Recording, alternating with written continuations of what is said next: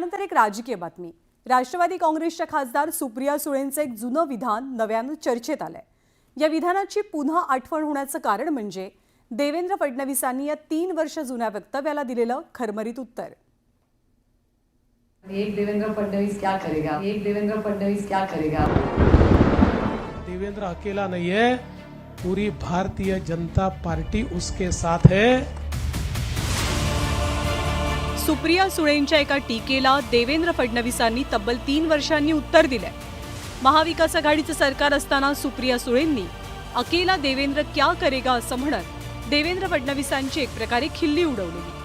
सर्वाधिक आमदारांचा पक्ष असूनही 2019 साली भाजपला सरकार स्थापन करण्यात यश मिळालं नाही। मी देवेंद्र गंगाधरराव फडणवीस ईश्वर साक्ष शपथ घेतो की पहाटेच्या शपथविधीनंतर अवघ्या 80 तासात मुख्यमंत्री पदाचा राजीनामा देण्याची नामुष्की देवेंद्र फडणवीसांवरती ओढवली। शिवसेना, राष्ट्रवादी आणि काँग्रेसनं एकत्रित येत सत्ता स्थापन करून एक प्रकारे फडणवीसांना चेकमेट केला। याच कार्यकाळात देवेंद्र फडणवीसांना उद्देशून सुप्रिया सुळेंनी केलेलं एक वक्तव्य चांगलं चर्चेत राहिलं। कोणाला वाटलं होतं का देवेंद्र फडणवीस काय म्हणले होते की पवार साहेबांनी रिटायर झालं, छान मार्गदर्शन केलं होतं। आता रिटायर व्हायचं महाराष्ट्राने नाही ठरवलं पवार साहेबांनी एक देवेंद्र फडणवीस क्या करेगा, महाराष्ट्र एक तरफ देवेंद्र फडणवीस। त्यामुळे ह्या सगळ्या गोष्टी होत राहतात। त्याच्यामुळे खूप करिअर माणसांनी म्हणजे आता जर पवार साहेब म्हणले असते की नाही मी आता सोडून देतो, देवेंद्र म्हणतात ना मी रिटायर होतो, तर महाराष्ट्राच्या जनतेच्या मनात नाही ना तसं। सुप्रियाताईंच्या टीकेला उत्तर द्यायला फडणवीसांनी जवळपास 3 वर्ष वाट पाहिली आणि बुधवारी नागपुरातल्या कार्यक्रमात बोलताना या टीकेची त्यांनी सव्यास परतफेड केली आहे। एकदा सुप्रियाताई असं म्हणाल्या होत्या, अकेला देवेंद्र क्या करेगा। सुप्रियाताईंचं म्हणणं खरं होतं, अकेले देवेंद्र की कोई औकात नहीं है, अकेला देवेंद्र कुछ नहीं कर सकता।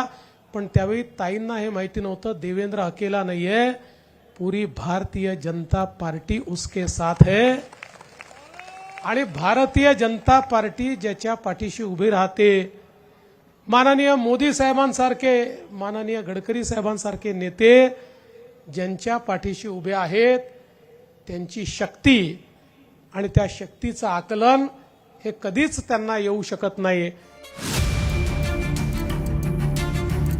सुप्रिया सुळे यांच्या विधानानंतर पुलाखालनं बरंच पाणी वाहून गेलं। 2022 साली एकनाथ शिंदेंनी बंड करत शिवसेना फोडली आणि महाविकास आघाडीचं सरकार गडगडलं। त्याच्या पुढच्याच वर्षी 2023 साली राष्ट्रवादी फुटली आणि अजित पवारांनी भाजपला साथ दिली।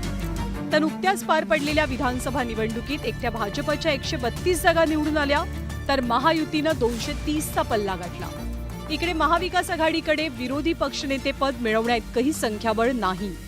या प्रचंड मोठ्या विजयानंतर देवेंद्र फडणवीसांनी अकेला देवेंद्र क्या करेगा या टीकेला आपल्या कृतीतूनच उत्तर दिलं। Bureau report, news 18 Lokmat.